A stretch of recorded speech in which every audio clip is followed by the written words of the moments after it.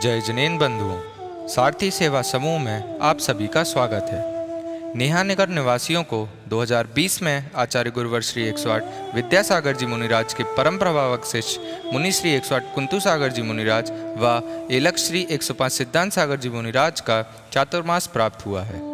धर्म लाभ हेतु मुनि श्री 108 कुंतु सागर जी मुनिराज द्वारा ली जा रही कक्षा महाकाव्य मूक माटी, जिसके रचयिता आचार्य गुरुवर श्री 108 विद्यासागर जी मुनिराज हैं, हम आप तक पहुंचा रहे हैं, जिसे रोज आप सारथी सेवा समूह के फेसबुक पेज व यूट्यूब चैनल पर प्रातः 9 बजे देख सकते हैं।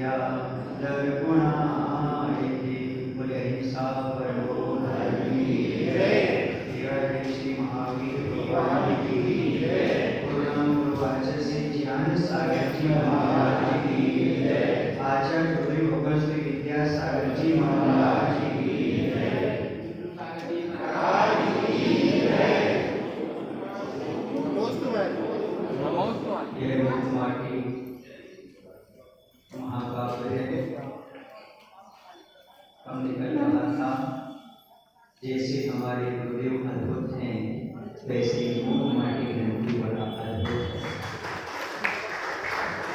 मूक माटी ग्रंथ में चारों अनियों का सार भरा हुआ है और इस मूक माटी ग्रंथ में 4 खंड हैं। पहला है संकर नहीं वर्ण लाभ, दूसरा खंड है शब्द सो बोध नहीं, बोध सो शोध नहीं, तीसरा खंड है पुण्य का पालन, पाप का प्रक्षालन, चौथा खंड है अग्नि की परीक्षा, चांदी से लाभ। यह कुल आचार्य भगवत के चिंतन 34 महीने का है। कितने महीने का? अप्रैल माह 1984 मड़िया जी में प्रारंभिक हुई थी मूक माटी की रचना और फरवरी माह 1987 नैनागढ़ में पूर्ण हो गई थी, अर्थात 34 महीने में मूक माटी पूर्ण लिखी हुई थी। उनका पूरा चिंतन इसमें समाहित है। एक पद्धत मिट्टी अपने उपादान को जगाती है, कुंभकार के निमित्त को पाती है और कैसे पद से पावन बन जाती है, अर्थात मिट्टी से कलश बन जाती है। यह पूरी यात्रा का वर्णन इसमें है, ये रूपक है। उसी प्रकार एक पापात्मा गुरु का सहयोग पाकर कैसे परमात्मा बन जाता है, इसका वर्णन इसमें पूर्ण रूप से प्राप्त होता है। इसमें प्रकृति की छटा का वर्णन किया गया। सूर्य, चांद, तारे, नदी, मिट्टी, चक्र आदि सबका वर्णन है। इसके साथ साथ शिष्य और गुरु का कैसा संवाद होता है, उनके बीच में कैसी संप्रेषण की घटना घटती है, वो एक दूसरे की सालों को कैसे समझते हैं, शिष्य का कैसा समर्पण होता है, गुरु का कैसा उपकार होता है, ये सब इसमें बताया गया है। इसके साथ ही साथ दया धर्म और आत्मधर्म दोनों का जिक्र किया गया है। इसके साथ ही साथ संधि काल का बहुत अच्छा वर्णन है, सरिताओं का वर्णन है, निमित्त निमित्त संबंध क्या होते हैं इसको समझाया है। कुछ लोग निमित्त को नहीं मानते, तो आज से एक प्रश्न उठाते हैं, क्या बिना कुंभकार के मिट्टी घड़ा बन सकती है? तो निमित्त तो मिला ना कुंभकार का। क्या बिना चाक के कुंभकार घड़ा बना सकता है? क्या बिना कील के चाक भून सकता है? और भी उन्होंने आगे कहा, लोग कहते हैं कि ईश्वर सृष्टि का करता है। राजस ने इस बात को खंडन किया। ईश्वर इस सृष्टि का कर्ता नहीं हो सकता। तो कोई रागी द्वेषी ही संसार के कार्य करते हैं, वितरागी भगवान कभी कार्य नहीं करते। ईश्वर की उत्पत्ति में शंका हो जाएगी और भगवान की पूज्यता पर प्रश्न चिन्ह रह जाएगा यदि हम उन्हें सृष्टि का कर्ता मानते हैं। एक जगह तो कहते हैं अपने अपने कर्मों का फल सबको मिलता है। तो प्रश्न उठता है, जब अपने अपने कर्मों का फल मिलता है तो भगवान क्या करता है? कहीं पर अतिवृष्टि हो रही, कहीं पर अनावृष्टि हो रही, कहीं पर बाढ़ आ रही, कहीं पर सूखा पड़ रहा। अभी आप देख रहे हैं ये हो रहा है कि नहीं हो रहा? तो ये क्या भगवान करेगा क्या? यदि कुछ होकर कुछ करता है और आपसे दुष्ट होकर कुछ करता है तो भगवान नहीं होता। भगवान तो नेता नहीं होता है, न कभी किसी से खुश होता है, न कभी से नाराज होता है। और लोग कहते हैं कि जैन नास्तिक दर्शन है तो ईश्वर को नहीं मानता। आज से इस धारणा को भी खंडित किया। ईश्वर को तो मानते, ईश्वर को तो पूछते हैं, पर ईश्वर को कर्ता नहीं मानते। तो सही आस्तिकपना यही है, हम अपने कर्मों से फल भोगते हैं, ईश्वर कुछ भी नहीं करता, मात्र निमित्त बनता है। यही आस्तिकपना है। भगवान को सृष्टि का कर्ता ना मानने से यदि कोई नास्तिक कहता है जैन दर्शन को, तो वो स्वयं नास्तिक है। तो वो समझ नहीं पा रहा है तो इस सृष्टि की रचना यदि हम कहते हैं ईश्वर ने की, तो ईश्वर की रचना किसने की? पहले बीज का ही वृक्ष था। बोलो, इस समस्या सामने खड़ी हो जाती है। बोले ईश्वर ने हम सबको बनाया है तो जैसा कारण होता है वैसा कार्य होता है, पर हम ईश्वर जैसे क्यों नहीं बने? पंडित जी, कारण के शब्द से कार्य होता है। ईश्वर ने बनाया, ईश्वर जैसे हम क्यों नहीं बने? क्योंकि यदि हम सोयाबीन बोते तो सोयाबीन ही होता है। उसी चीज भगवान के अवतारवाद का निषेध किया। भगवान अवतार नहीं लेते। एक बार कोई भगवान बन जाता है तो दोबारा इंसान नहीं बनता, क्योंकि एक बार दूध घी बन जाए तो घी कभी दूध नहीं बनता। वैसे ही इंसान एक बार परमात्मा बन जाए तो ना इंसान नहीं बनता। क्योंकि इंसान बनने के लिए, पुनः संसार में आने के लिए कर्म बनने चाहिए, और कर्म बनने के लिए राग द्वेष चाहिए। तो क्या ईश्वर पुनः राग द्वेष में फंसेगा क्या? पंचीन विश्व में आएगा क्या? नहीं। इन सबका युक्ति युक्त खंडन किया गया है और सही वस्तु तत्व को रूपित किया गया है। कल हम देख रहे थे घूंघट शब्द आया था, तो मैंने कहा था घूंघट वाले किसे कहते हैं? जो अपने घर की कड़वी बातों को घूंट पीकर घट में रख ले, मुख से ना निकाले, वह घूंघट वाली हुआ करती है। सब बातें घूंट पी करके घट घट कर। आज घूंघट समाप्त हो गया, सब अपने घर की बातें कहाँ जाने लगी? बाहर से। एक बात तो कही थी, जैसे कुमुदनी छिप रही थी, मुख नहीं दिखाना चाह रही थी। क्यों नहीं दिखाना चाह रही थी? ईर्ष्यावश या पाप के वजह से। हम दूसरे का मुख क्यों नहीं देखना चाहिए? ईर्ष्यावश नहीं देखना चाहिए। भैया हम उसका उसको देखने को पसंद नहीं करते, वो ईर्ष्या।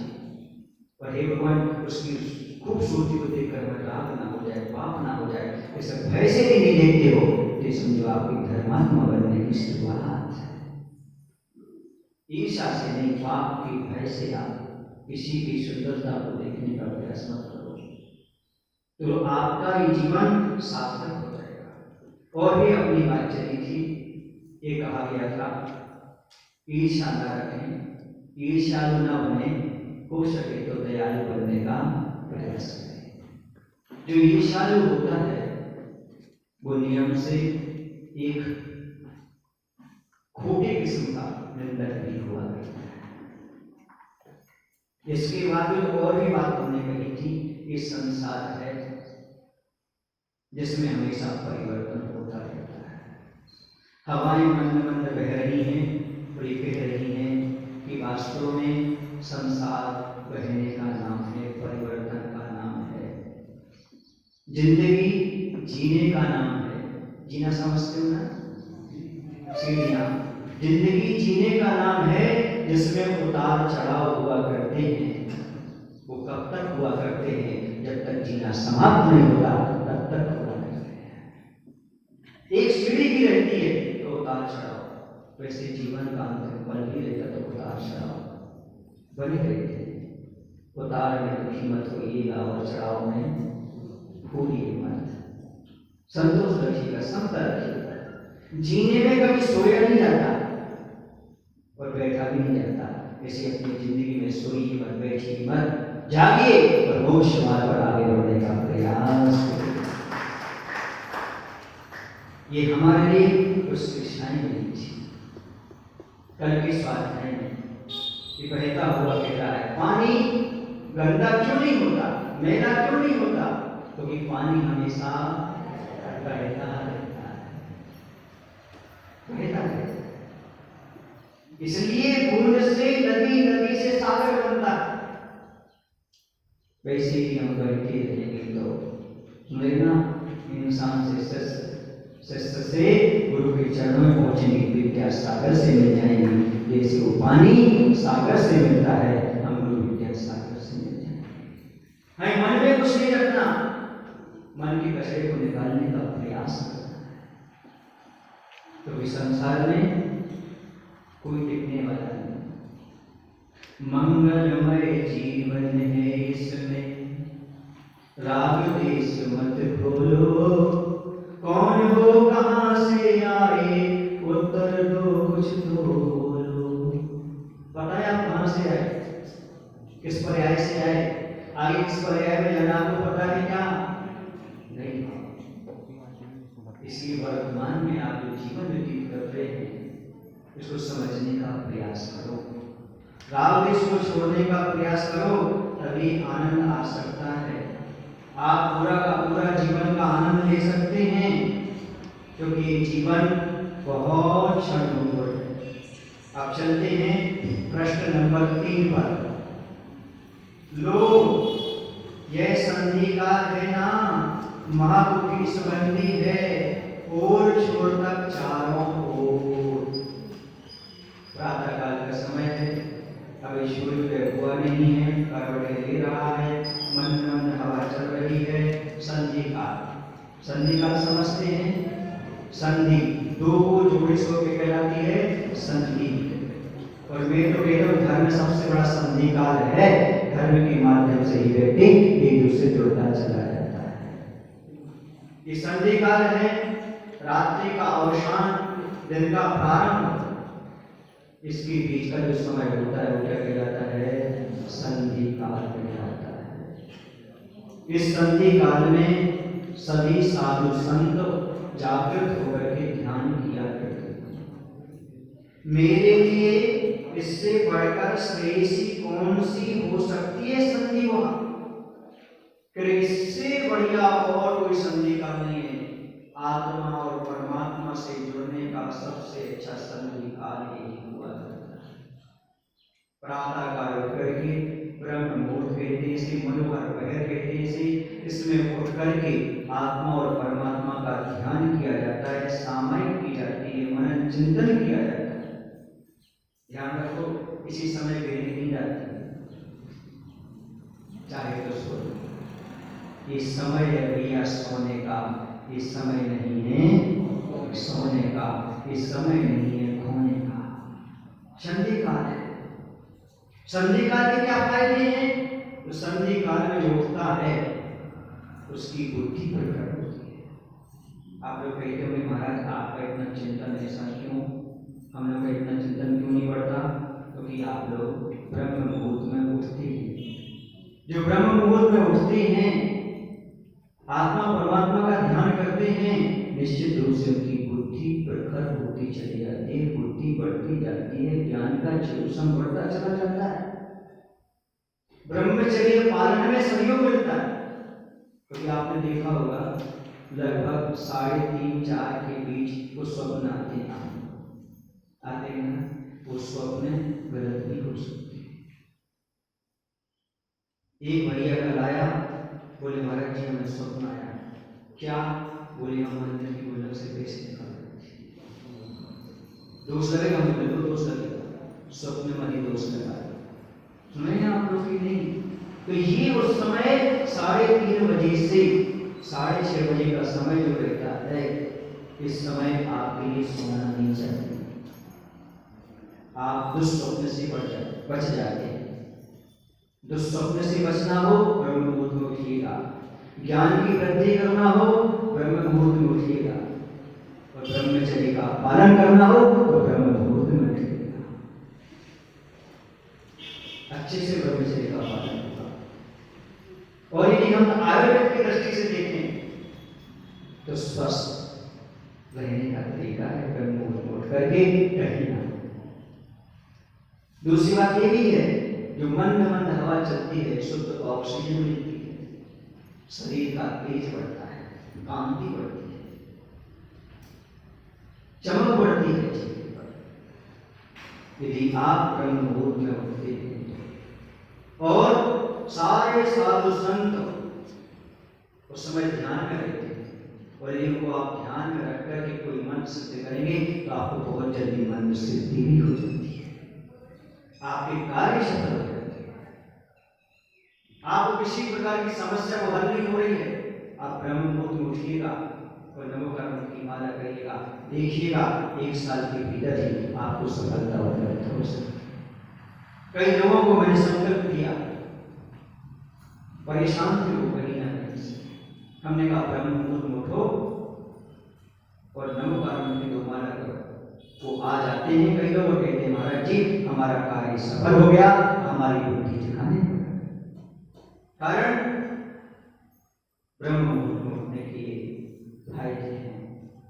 और उसी समय आप लोग खर्राटे लेते हुए ब्रह्म मुहूर्त में उठना चाहिए, साधना करना चाहिए, भगवान की स्तुति करना चाहिए, तब देखो आपके जीवन में क्या आनंद आता है। इससे बड़ी श्रेयसी कल्याणकारी और कौन सी संधि है? श्रेयसी माने कल्याणकारी ऐसी कौन सी? ना निशाकर है ना निशा, न दिवाकर है न दिवा, अभी दिशाएं भी अंधी हैं पर की नासा तक, इस गोपनीय वार्ता की गंध जा नहीं सकती, ऐसी स्थिति ने उनकी मन में कैसे जाग सकती है रवि संधि वहा। क्या कह रहे हैं? उस समय निशाकर नहीं अर्थात चंद्रमा, न निशा और न रात्रि, न दिवाकर है न सूर्य है, न दिवा न दिन है, अभी दशाएं भी अंधी हैं अर्थात अभी उजाला नहीं हुआ है। पर की नासा तक इस गोपनीय वार्ता की गंध जा नहीं सकती। इस समय जो निज स्वरूप में निज आत्मा के ध्यान में लगा हुआ है, वह बाहर का कोई भी विचार नहीं कर सकता, दूसरे के बारे में कोई विचार नहीं कर सकता। दुरावी संधि माने दुर्विचार आ ही नहीं सकता। सोचिए, विचार कीजिएगा, ये कितना बड़ा सूत्र है। जो निज आत्मा के ध्यान में लगा हुआ है वह दूसरे का बुरा विचार ही नहीं सकता। ये अवसर मिला हुआ है, हम उठ करके अपने आत्मा के बारे में चिंतन करें, कभी दूसरे के बारे में बुरा ना सोचें, दूसरे का बुरा ना सोचें, बुरा ना करें। पर की नासा तक मन दूसरे की नाक तक, कान तक तो झूठ है, नाक तक, हमारी जो गोपनीय बात हो रही ना, जो हम आत्मा का ध्यान कर रहे, उसकी सुनाई तो ठीक गंध तक नहीं आएगी सामने वाले। जब हम गोपनीय बात का मतलब आत्मा से जो हम बात कर रहे हैं, जब ऐसी स्थिति बन जाएगी तो मन में कैसे दुर्विचार रह जाएंगे? अर्थात दुर्विचार तो आ ही नहीं सकते, सद्विचार ही उत्पन्न होंगे हमारे मन में, क्योंकि हम अपने निज ध्यान में लगे हुए होता है। एक बात ध्यान रखना, भाव ही आत्मा के टेम्परेचर को नापने का थर्मामीटर है। हमारे भाव कैसे हैं तो आत्मा का टेम्परेचर क्या है ये हम नाप सकते हैं। और कोई थर्मामीटर नहीं है, बुखार को नापने का थर्मामीटर होता है, लेकिन आत्मा का टेम्परेचर कैसे नापे? तो कहते जैसे जैसे भाव होते हैं वैसे वैसे आपका टेम्परेचर समझ में आता है। यदि अच्छे विचार आते हैं तो आपका टेम्परेचर डाउन है, बुरे विचार आते तो आपका टेम्परेचर बढ़ गया, बुखार हो गया, अस्वस्थ हो गया।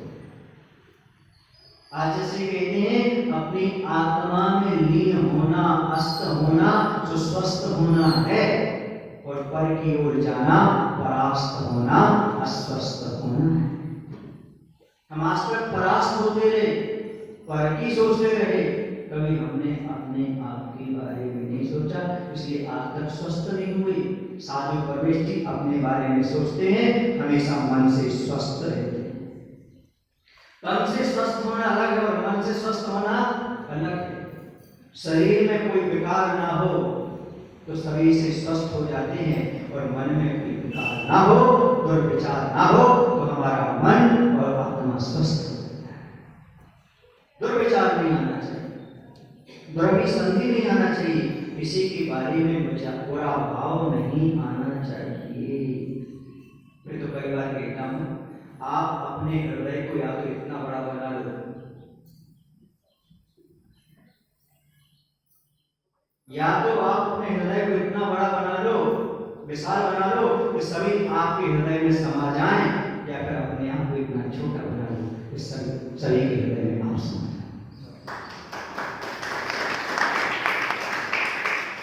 अपने हृदय को इतना विशाल बना कि सभी आपके हृदय में समा जाए, या फिर अपने आप को कि सबके हृदय में समा जाओ। बताओ कौन सा कार्य सरल है? दूसरा सही है। सुने ना, छोटा बनने में फायदा है। क्या बनने में? यदि हम इतने छोटे बन जाएंगे तो निश्चित रूप से सबके मन की पवित्रता इसी का नाम है।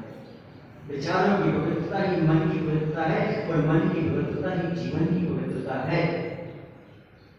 और मैं कहता हूँ जिसके जीवन में रत्नत्रय की पवित्रता है, उसकी गुरु से और भगवान दोनों से पवित्रता है। समझ नहीं आया तो लोग नहीं हो जाए। जिसके जीवन में रत्नत्रय की पवित्रता है, उसकी गुरु से और प्रभु से आपके बता दो, जिसका मन पवित्र होता है, हर किसी के दिल में उसका चित्त होता है, वह दुनिया में कहीं भी चला जाए, हर कोई उसका मित्र होता है। हर कोई मित्र होता है। क्यों? क्योंकि मन कैसा होता है? पवित्र होता है। पवित्र कैसे होगा मन? सब विचारों से। दुर्विसंधि का त्याग करो, सब विचार रखो, आपका मन पवित्र हो जाएगा। और जब आपका मन पवित्र होगा तो धर्म ध्यान होगा, जब धर्म ध्यान होगा तो आत्मा का ध्यान भी होगा। लेकिन जब तक मन पवित्र नहीं है, सद्विचार नहीं है, तब तक ना तो धर्म होता है और ना आत्मा का ध्यान। नहीं महाराज, हमारे पास सब विचार एक आध दो आए जाए। मैं पूछना चाहता हूँ, रावण के पास एक ही तो बुरा विचार आया था, कौन सा? सीता को अपना बनाने का। आज तक कोई उसका नाम लेना पसंद नहीं करता। ये मत समझना बंधु बहुत बड़ी बड़ी गलती करने से गलती कहलाती है, छोटी गलती छोटी नहीं कहलाती। ध्यान रखना, आदमी ठोकर पहाड़ से नहीं पत्थर से खाता है, इतने से पत्थर से। गलती छोटी बड़ी नहीं, विचार छोटा बड़ा नहीं, विचार तो विचार है। विचार को संभालने का प्रयास करिएगा। मैं तो कई बार सोचता हूँ, आप लोग सोचिए ना सोचिए, आदमी को हर चीज बढ़िया चाहिए। सब्जी कैसी चाहिए? छाट छाट कर। गलत कह रहा हूँ क्या? कपड़े कैसे चाहिए? फैला फैला कर। जीवन, हर चीज आपको बढ़िया चाहिए, तो विचार बढ़िया क्यों नहीं चाहिए? विचार बढ़िया क्यों नहीं चाहिए? मैं पूछता हूँ। आप गंदे को पसंद नहीं करते, पर गंदे विचार क्यों पसंद करते? हर चीज आपको बढ़िया चाहिए, तो विचार क्यों? मैं कहता हूं, आपके लिए दुनिया की कोई भी चीज बढ़िया चाहो तो ना मिले, पर विचार में तो आप स्वतंत्र हैं, जैसे चाहें वैसे विचार पैदा कर सकते हैं। विचारों में कैसे विभिन्नता? विचार तो आप जैसे चाहें वैसे आपके जीवन में विचार उत्पन्न हो सकते हैं। आप दुनिया की जो चीज चाहेंगे वह मिल भी सकती है, और विचारों में क्या लगता है? तो स्वतंत्र हैं हम, जैसा हम विचार करना चाहें वैसे विचार कर सकते हैं। तो बुरा क्यों विचारें हम? इतने दरिद्री क्यों बने हम कि हम अच्छा सोच भी ना पाए? आपका सोचने में क्या बिगड़ता है? अच्छा सोचने में क्या बिगड़ता है? पैसा खर्च होता है, समय खर्च होता है, शरीर नष्ट होता है, क्या कमी है? कुछ कमी होती क्या? अच्छा क्यों नहीं सोच पाते? जब किसी से कहा जाएगा भाई बताओ उसके बारे में क्या है, आप बुराई करने बैठ जाएंगे, अच्छाई नहीं करते। ऐसा क्यों? हमारा मन रोगी क्यों हो गया है? आखिर दूसरे के बारे में बुराई क्यों विचारता है? एक दिन मैंने कहा था कि भैया हो सके तो जब सोचो तो अच्छा ही सोचो। ये सोच ही हमारे जीवन का निर्माण करने वाली है।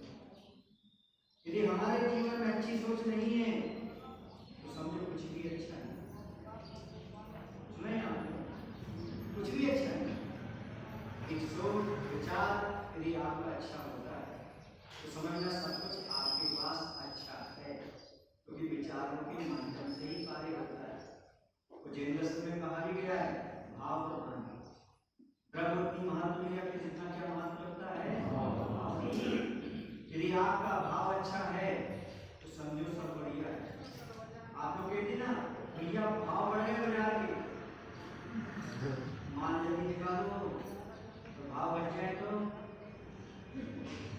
माल कितना ही बढ़ा रहे, माल कितना ही बढ़ा रहे, भाव डाउन हो गए तो आपको दुख होने लगता है। आपका माल तो कम नहीं हुआ ना, तो क्यों हो गया? बोलो ना, तो उसका भाव मिल रहा है। इसी प्रकार से जब भाव बढ़ता है तो आपका माल कम भी हो तो आपको आनंद आता है। माल नहीं बढ़ा, बड़ा क्या है? बस जीवन में जैसे बाजार में वस्तु के भाव का महत्व होता है, वस्तु का नहीं, वैसे हमारे जीवन में द्रव्य का नहीं, भावों का महत्व हुआ करता है। जितने उत्कृष्ट भाव होते हैं उतना उत्कृष्ट जीवन बनता चला जाता है। इसलिए भावों में कभी दृढ़ता मत करो, अच्छे विचार रखने का प्रयास करो, जैसे बन सके वैसे। कारण ये है क्योंकि हमारा मन चौराहा है, हमारा मन और विचार रूपी पथिक है, वो आते रहते। चौराहे पर आपको कौन से विचारों को रोक कर रखना है और कौन से विचारों को निकाल देना है, ये आपके ऊपर आधारित है। क्योंकि मन बिना सोचे रह ही नहीं सकता। अभी 4 लोगों ने सोच लिया है, अब डाइट जाना थी क्या? हुआ भी। ये है भावों का परिणाम, नाम दिया और वो भी चली गई। ताली तो बजा दो बेचारी। आ गई हैं? दशा मतलब दशा माने रात है।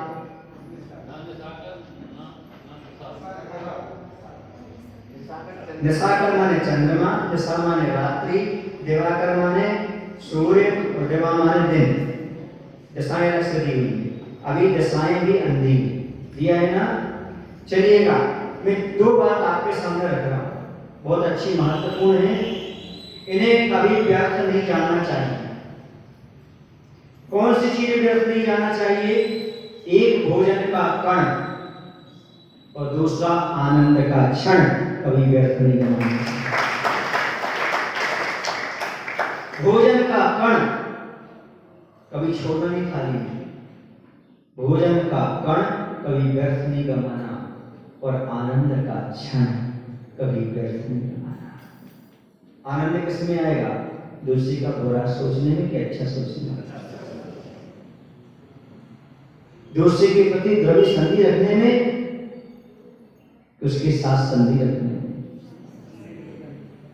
मैंने एक दिन कहा था, ना किसी की नजर बुरी हो और ना हो किसी का मुंह काला, बल्कि सबको खुश रखे हमेशा ऊपर वाला, सबको खुश रखे हमेशा। आप लोग पढ़ते होंगे, लिखा है ट्रक के पास पीछे, बुरी नजर वाले यदि बुरा हो तो बुरी नजर वाले का, 70 के फूल 75 की माला, बुरी नजर वाले मेरा मुंह काला। और मैं कुछ और ही कहता हूं जो कह दिया, एक बार और दोहरा लिखने वाले लिख रहे हैं, ना किसी की नजर बुरी हो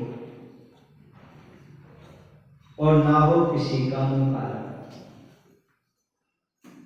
बल्कि सबको खुश रखे हमेशा ऊपर वाला, सबको खुश रखे हमेशा ऊपर वाला। ये सुविचार क्यों नहीं आ पाते अपने अंदर?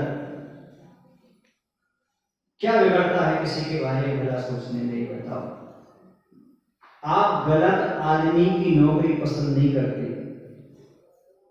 पर गलत सोचना क्यों पसंद नहीं करते? आप गलत सब्जी खाना पसंद नहीं करते, सड़ी गली, बस सड़ी गली विचार क्यों रखना चाहिए? सड़ी गली सब्जी खाने से शरीर का स्वास्थ्य खराब होगा, लेकिन बुरे विचार रखने से मन का स्वास्थ्य खराब होगा। समझिए, विचार करिए इस चीज को कि आखिरकार हम द्रव्य संधि क्यों रखें, क्यों इस प्रकार का मन हमारा है? महाराज जी, दुर्भाव क्या है? द्रव्य संधि क्या है? कसायों का भार, क्रोध, मान, माया, लोभ, अहंकार, ये सब दुर्विचार है। दूसरे के हित के भाव, पाप के भाव, घृणा के भाव, ईर्ष्या के भाव, ये सब दुर्भाव है। और सद्भाव क्या है? मैत्री, क्षमा, प्रेम, करुणा, ये सब क्या है? ये सब सद्भाव। जानते तो आप हैं पर इस्तेमाल नहीं कर पाते। जानना महत्वपूर्ण नहीं है, बल्कि इस्तेमाल करो। दूसरे के बारे में अच्छा सोचो, आपको अच्छा मिलेगा, और बुरा सोचोगे तो बुरा मिलेगा। आचार्य जी ने एक दोहा लिखा, चेतन में ना भार है, चेतन की ना छांव, चेतन में ना भार है, चेतन की ना छांव, चेतन की फिर हार क्यों? प्रश्न चिन्ह खड़ा कर दिया पंडित जी, प्रश्न खड़ा कर दिया आचार्य जी। चेतन में ना भार है, चेतन की ना छांव, न चेतन में भार है, रूप रसगंध से रहे थे, और न छांव है, चेतन की फिर हार क्यों? तो चेतन हार क्यों जाती है? बोलो। अगला चरण उन्होंने लिखा, भाव हुआ दुर्भाव। जब भाव दुर्भाव में बदल जाता है तो चेतन की हार हो जाती है, आत्मा हार जाती है। इतनी अच्छी आत्मा है, वेटलेस है, सबसे रहित है, इसके बावजूद भी वह हार जाती है, क्योंकि हमारा भाव दुर्भाव में परिवर्तित हो जाता है। इसलिए ऐसी परिणति जीवन में हो जाती है। चलिएगा, अब थोड़ा सफर आगे बढ़ते हैं। मैं ये पूछना चाहता हूँ, आप लोग ध्यान तो करते नहीं ब्रह्म मुहूर्त में, लेकिन मंदिर आकर के भगवान का दर्शन अवश्य करते हो। आप देव दर्शन करते हो, दोष दर्शन करते हो कि निज के दर्शन करते हो? 3 प्रश्न। मंदिर में आकर देव दर्शन करते हो, निज के दर्शन करते हो, या फिर दोष दर्शन करते हो? 25% देव दर्शन, 0% निज दर्शन, 75% दोष दर्शन। अब सुधार, 25% क्या? निज दर्शन, और 75% प्रभु के दर्शन, 0% दोष दर्शन। अभी से जीवन अच्छा बन जाएगा, अभी से जीवन अच्छा बन जाएगा। भले आप निज के दर्शन नहीं कर पा रहे, पर कम से कम देव दर्शन करो, दोष दर्शन तो मत करो। धन्य वो साधु परमेष्ठी, देव दर्शन करते हुए निज का दर्शन करते रहते हैं, पर के दोष दर्शन में कभी नहीं। एक बात तो बता देता हूं, मार्गी की याद आ गई। जब आपको किसी एक में दोष नजर आए तो उससे बात कर लेना। जब किसी एक में आपको दोष नजर आए तो उससे बात कर लेना, और जब तुम्हें सब में दोष नजर आए तो खुद से बात कर लेना। जब तुम्हें सभी में दोष नजर आने लगे तो किससे बात कर लेना? पूछो क्यों? उससे बात क्यों करना है? एक में दोष नजर आ, उससे बात क्यों करना है? तो उसको सुधार करना है। जब सब में आने लगे तो खुद किसको सुधार करना है? खुद का सुधार करना है। बस यही हमारी स्थिति है, हमें खुद का सुधार करना है, द्रव्य संधि का त्याग करना है। और इधर सामने सरिता जो सरपट सरक रही है अपार सागर की ओर, सुन नहीं सकती इस वार्ता को, कारण पथ पर चलता है सतपथ पथिक वह, मुड़कर नहीं देखता तन से भी मन से भी। देखिएगा दूसरी ओर क्या हो रहा है? ये हो रहा है इधर सरिता सरपट सरक रही है। क्या कर रही है? वो सरपट सरकती चली जा रही है, अर्थात तीव्र वेग के साथ बहती हुई नदी अन्य किसी की बात पर ध्यान ना देते हुए असीम सागर की ओर जा रही है। कारण समीचीन मार्ग में चलने वाला व्यक्ति पथिक बाहरी आकर्षण मिलने पर या संकट आने पर लक्ष्य से च्युत नहीं होता, ना तो तन से ना मन से मुड़कर नहीं देखता, अपितु आगे ही बढ़ता चला जाता है। समझा? कोई हाथ ऊपर कर रहा था? सरपट तीव्र वेग से, अच्छा आनंद ले रहे हैं, बहुत अच्छा। मुख माटी में आनंद के अलावा कुछ है ही नहीं। तो मैंने कहा भी था चातुर्मास में अभिमान मत करना, आनंद लेने का प्रयास करना। और जो यहाँ बैठे हुए हैं वो अभिमान नहीं कर रहे हैं, रहना, बल्कि वो गर्व कर रहे हैं। हमें मुख माटी सुनने का आनंद आ रहा है, हमें मुख माटी सुनने आ रहा है, आनंद भी आ रहा है।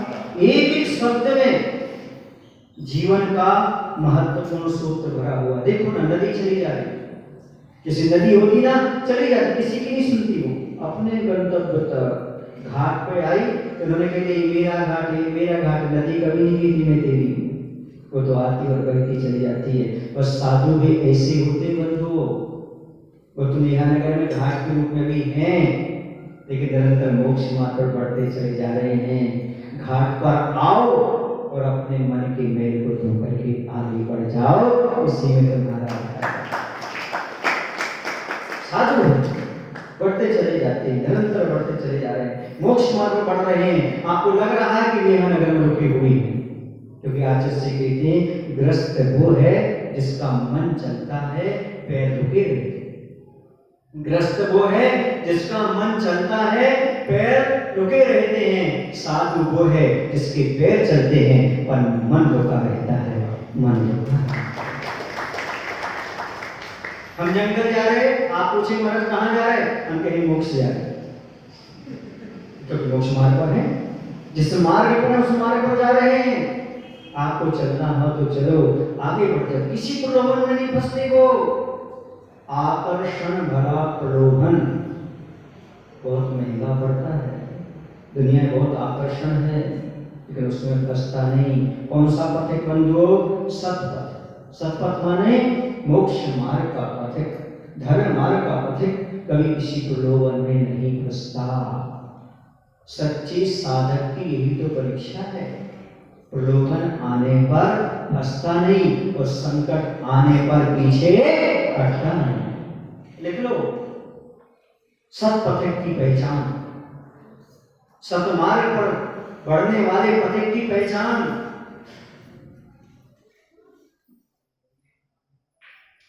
प्रलोभन आने पर फंसता नहीं और संकट आने पर पीछे हटता नहीं। आगे न फंसता है न हटता है, बल्कि बराबर निरंतर आगे बढ़ता चला जाता है। वह सतपथ का पथिक हुआ करता है। मक्खी चाशनी को देखकर टूट पड़ती, प्राण गंवा देती। मछली भोजन को देखकर के रसना के कारण टूट पड़ती, प्राण गंवा देती। यह प्रलोभन का आकर्षण या आकर्षण भरा प्रलोभन। ऐसे यहाँ पंचेंद्र के विषय बहुत मिलते हैं। सतपथ का पथिक देखता नहीं इधर उधर, उन्हें ग्रहण भी करने की कोशिश नहीं करता। आज 5 मिनट बोल लेते, कारण ये है कि आज लेट शुरू हुई थी क्लास, कि बंदे कर दे ले चलिए। तो ये बात यहाँ पर आपको स्वीकार करना है कि हमारे लिए प्रलोभन बहुत मिलेंगे, और सबसे बड़ा प्रलोभन मिलता है नाम का, पद का।